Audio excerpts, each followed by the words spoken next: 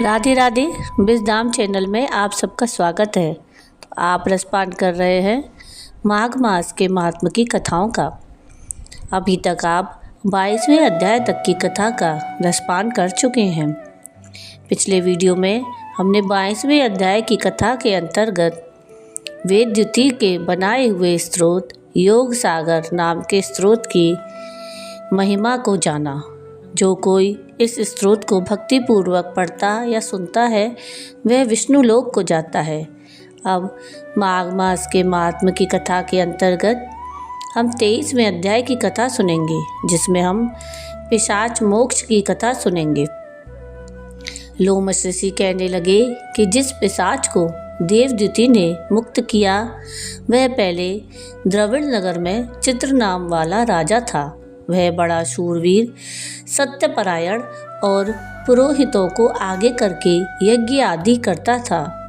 दक्षिण दिशा में उसका राज्य था और उसके कोष धन से भरे हुए थे। उसके पास बहुत से हाथी, घोड़े और रथ थे। वह अत्यंत शोभा को प्राप्त होता था, बहुत सी स्त्रियों के साथ क्रीड़ा करता था और अनेक यज्ञ उसने किए थे। वह नित्य अतिथियों की पूजा करता था और शस्त्र विद्या में निपुण था। ब्रह्मा, विष्णु, महेश और सूर्य की सदैव पूजा किया करता।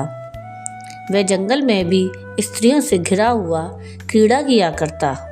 एक बार वह पाखंडियों के मंदिर में गया और वेदहीन, भस्म लगाए महात्मा बने हुए पाखंडियों से उस राजा की बातचीत हुई। पाखंडियों ने कहा कि हे राजन, शैव धर्म की महिमा सुनो। इस धर्म के प्रभाव से मनुष्य पाप को काट कर मुक्त हो जाता है। सवर्णों में शैव मत ही मुक्ति देने वाला है। शिव की आज्ञा के बिना दान, यज्ञ और तपों से कुछ नहीं बनता। शिव का सेवक होकर भस्म धारण करने, जटा रखने से ही मनुष्य मुक्त हो सकता है।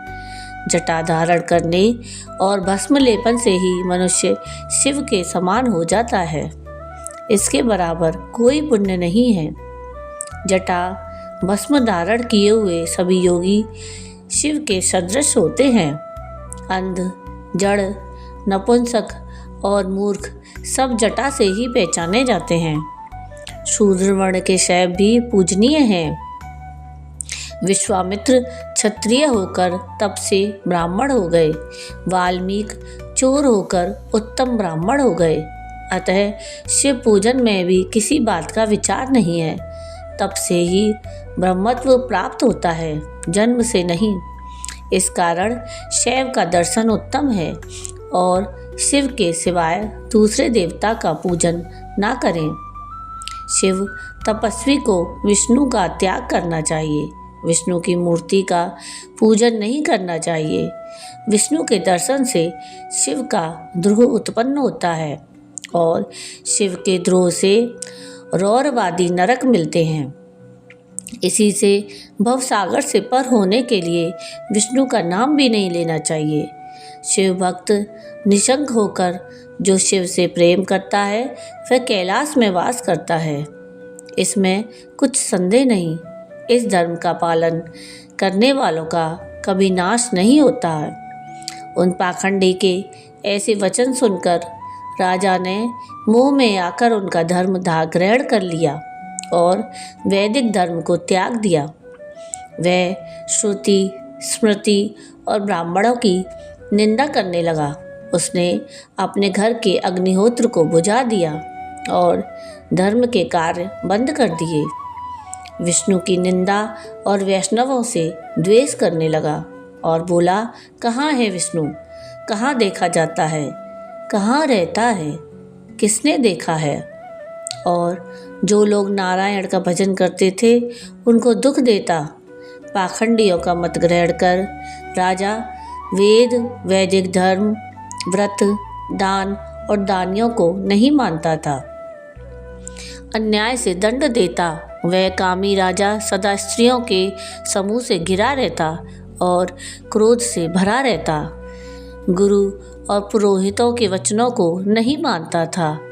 पाखंडियों पर विश्वास करता हुआ उनको गांव, हाथी, घोड़े और स्वर्ण आदि देता था। उनके सभी कार्यकर्ता भस्म धारण करता और मस्तक पर जटा रखता था, और जो कोई विष्णु का नाम लेता उसको मृत्यु का दंड दिया जाएगा, यह ढिंढोरा उसने पिटवा दिया। उसके भय से ब्राह्मणों और वैष्णवों ने उस देश को छोड़ दिया और दूसरे देशों में चले गए। सारे देशवासी केवल नदी के जल से जीते थे।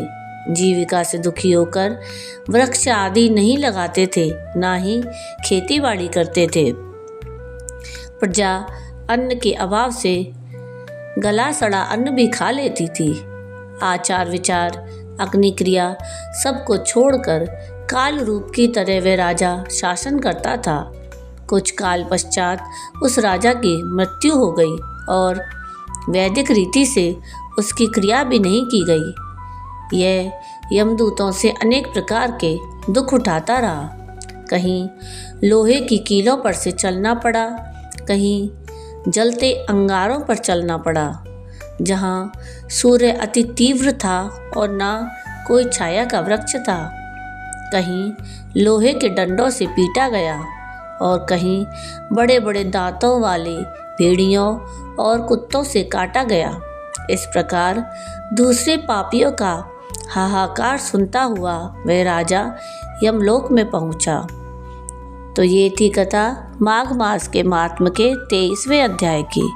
आपको ये कथा कैसी लगी मुझे कमेंट करके ज़रूर बताइएगा, और अगर आपको ये कथा पसंद आई हो तो प्लीज़ इसको लाइक शेयर ज़रूर कीजिएगा, और प्लीज़ मेरे चैनल को सब्सक्राइब कीजिएगा, और कमेंट में राधे राधे ज़रूर लिखिएगा। अगले वीडियो में हम 24वें अध्याय की कथा का रसपान करेंगे। वीडियो पूरा देखने के लिए थैंक यू। राधे राधे।